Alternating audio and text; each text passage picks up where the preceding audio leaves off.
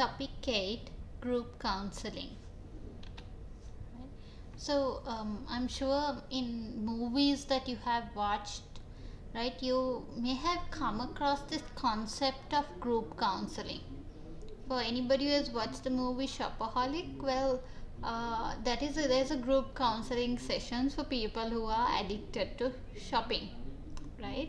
So, what is group counseling? Well, it's a process where psychotherapy is administered where they carefully select a group of people who pretty much meet regularly and they have to pursue common objectives, like for example, okay, people who are addicted to shopping, that would be a group. People who are addicted to substance abuse, maybe even things like, okay, people suffering from brain tumors. Why? Because they would face similar challenges and you can work together where they can support each other, as well as the counselor can also, they could come up with various solutions, right? And the counselor can, it is also the counselor is able to facilitate the group as well as encourage interaction between the group, right? So what does a group counselor do? Well, first thing is that it is the role of the group counselor to facilitate interaction between the members, get them talking and help them to establish their goals, right? Okay, what is it that we're going to do this week? Maybe it's an anger management group. Okay, what is it that we're going to do this week in terms of managing anger, right? And at the same time, you can support the members in the group, right? So, right, so in group counseling, each person is given a chance to present, right? And all the others, they clap and they encourage the person, right? And that also gives the other members a chance for them to learn from each other, and even for the counselor to learn from the others, right? And at the same time, a group, because people in the group are people who face similar issues, so they are able to give a lot of empathy to each other, which helps them strengthen their relationships, right? And at the same time, you can check easily whether members are actually able to generalize what was taught during counseling.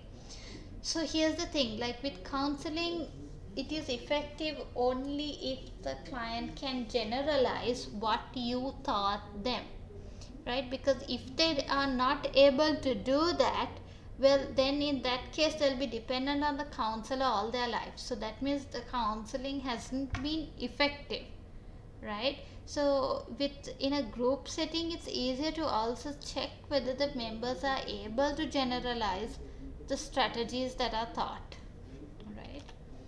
So what are the steps when you're doing group counseling? First thing is you have to form a group.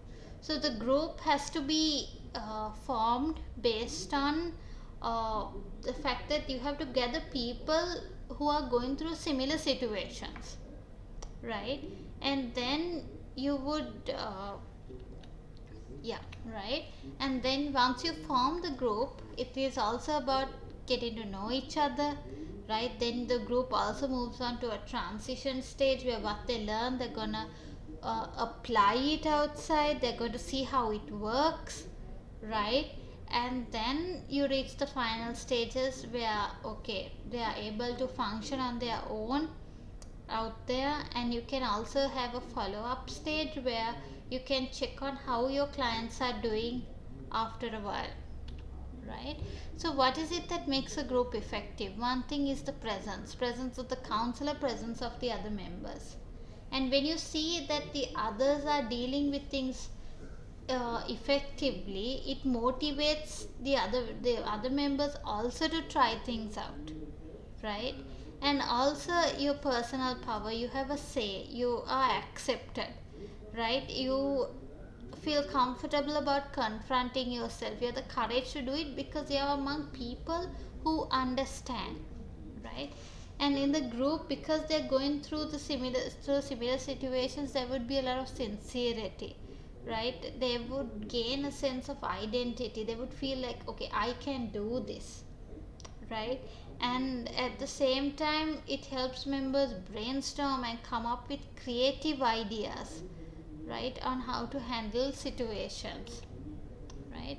So that is just a very short presentation about group therapy, right? Again, in hospital settings, group therapy is done, right? Quite I don't know about yeah, I think even in Sri Lanka, right, group therapy is something that is offered, right? Even sometimes you get parents with children with say Down syndrome or autism, where they gather together and they form a group so that they can support one another, right? So yeah, so that is topic 8 for you on group counseling. Thank you.